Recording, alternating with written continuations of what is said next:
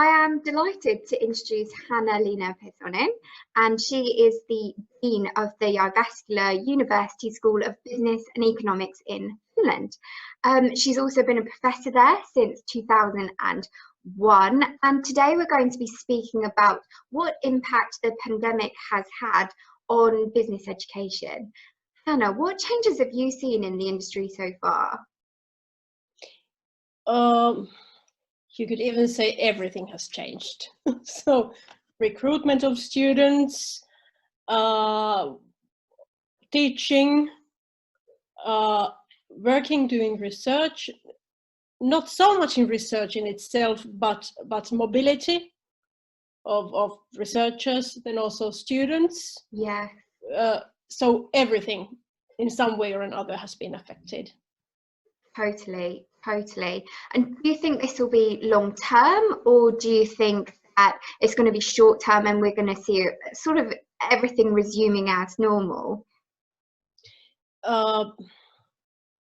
When it comes to the pandemic, I'm not the person to speculate on that, but somehow I do have a feeling that it will take some time, first of all, with the pandemic to get back to normal. And then what it means to go back to normal whenever that happens, whether it's in half a year or even more. I somehow think that what we have learned, what we were forced to do, some of it at least will stay, because it has brought many good new things as well. Obviously everything connected to the distance, like for instance you and me now talking online today. None of us fly anywhere. I think we're so used now to talking through video communications. Yes. Yeah, and I don't think that will change either, and I quite enjoy it now. Me too, I have to say. Yes. Yeah, I think it's an improvement on just talking on the phone. Actually being able to see someone's face and read their expressions. That's true. Yeah, you're right. So even a small thing from phone to something digital and seeing the face. Exactly. Yeah, exactly. Right. Do you think it will sort of go into events as well? Do you think there'll be more virtual events? Probably yes. I think we will go back to some physical events, because that's something I somehow see that people are missing, the actual meeting. Then having time to sit down, enjoying lunch or dinner whatsoever, and just have a chat. And that's something you don't do online. To get to know people then probably more in person, and then also exchanging ideas which you don't do in a short meeting like this. Yeah. Totally. So and I can say I'm missing that too myself. So I hope we will have some events at least, but maybe less than what we used to have. Maybe, yeah, that could be. I agree. I'm the same as you. I miss being able to sit down over lunch at a conference and chat to people informally and learn more about them and what they do. Yes. Yeah, totally. And it's interesting that you think there'll be a bit more of a blending between in-person events and then virtual events. Do you think that will be the same for teaching? Do you think there'll be more blended learning in that respect? Absolutely. I'm sure it will. It will continue in some kind of a hybrid, more blended learning also in the future. Yeah. Now we were forced to try, and it seems to be working. And in many cases, it has been useful. It has certainly increased the flexibility that many of the students have asked for a long time already. So for instance, if I think from the Finnish perspective, where our students actually have more flexibility than in many other countries, for instance, in terms of their sort of the time for their degree, we are more flexible in that. If it's a 2-year program, well, you can take 3, so on. So that means that many of the students, when they are towards finalizing their degrees, already are working partly or even full-time towards the end of the degree.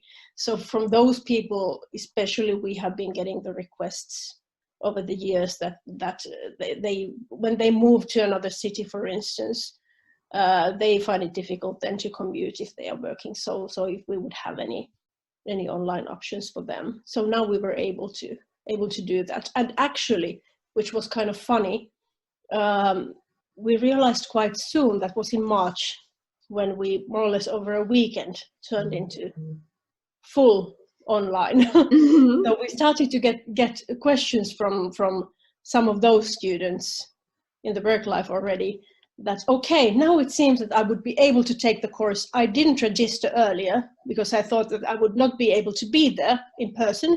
Can I still join? Can I still join? I don't have any statistics from the spring, but I somehow think that we will collect that a little bit later. But it seems that we even got some more studies completed by the students, because of the more opportunities that and the flexibility that we were able to offer them. Definitely. And do you think that you'll continue the flexibility from going forward? Certainly, to some degree at least. Awesome. We won't, in our case, we won't go 100% online. No. In the future. No, we still appreciate and value the in-person contact, personal contact. It has a role to play, just like we said with the events. So same is true, I think, in teaching. Definitely. But for sure we will go for some kind of blended. I suppose it answers what a lot of students are asking for. They appreciate the face-to-face learning, but then they also appreciate the flexibility that comes with online. Yes, exactly. Awesome. And how are you finding student recruitment in terms of bringing these students in? Do you think that's been heavily impacted by the pandemic? Do you think the methods of recruiting students are going to change? How do you see that working? From the Finnish perspective, and I guess it would be the same for probably the same for all the other countries as well. So what has been affected are the international markets for students. So we also have some international programs. So those students that we have recruited from outside of Finland have now difficulties entering the country or leaving their own country, whichever, or both. So they're what we have tried to do now. I don't have the exact sort of the final figures, how it will look like in the autumn, but we anyhow are committed to offer online version for all students now, also for the autumn term. So especially for the purposes of those students who are not able to arrive to Finland or to Jyväskylä. So but still some choose to not to come and not to join, because they would then also appreciate personal contact. But how many students we are losing, too early to say yet in our case. I think that's the case for a lot of business schools, that it's still a time when they don't quite know what impact it will have on their institution. That's true. And then, of course, for many universities around the world, it's also a huge financial issue. In our case, that's not such a huge problem, because we have only a certain number of international programs where we have tuition fees for the students. For the Finnish students, there is no tuition fee, but instead we get the financing from the Finnish government, the Ministry of Education. So it doesn't change that much financially for us. It's not such a huge loss for us, but as far as I know, many universities globally are really struggling now. Yes, that's a great strength for your institution to have. Yes. So myself as a dean, I'm lucky, really in this position. Not having to worry about the finances at the moment. No, that's an excellent position to be in. Yes. I mean, yes. not everyone is able to say that. Yeah, of course. Then we also do have concerns about the future years. What will happen with the economy of the country as a whole? Because then of course the funding of the universities will also be affected. Yeah. In a couple of years or so, but immediately there is no such huge. Yes, yeah, I suppose then we're looking to the really long-term impacts and what it's going to mean from a political level and then exactly. Yeah, that's true. You're right. Yeah, absolutely. Well, it's really interesting, all of these things that we're learning about. I wondered if there was anything that you'd like our listeners who are engaged in business education in the industry and they like to learn and know things. Is there anything that you would want them to think about or would like to speak about that we haven't touched upon yet? Something kind of a very general thought, which something I have been thinking myself.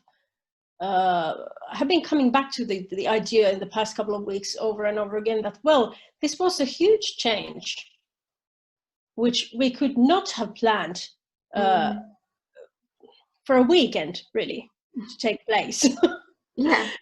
And if we were able to do that, we can do so many things. So somehow I'm coming back to the idea that, well, maybe myself personally as a leader, and universities as a whole, well, the whole society, we seem to be able to do a lot in a very short time. So maybe we can be braver then also with some changes, whatever they are, what we want to accomplish. That's so true, and what a beautiful way to look at it. If we can be resilient and make it through such a crisis as we have, as strong as we have, then think about what we could do. Yeah. Fantastic. Well, I think that would be a beautiful note to end on. So thank you so much for joining us.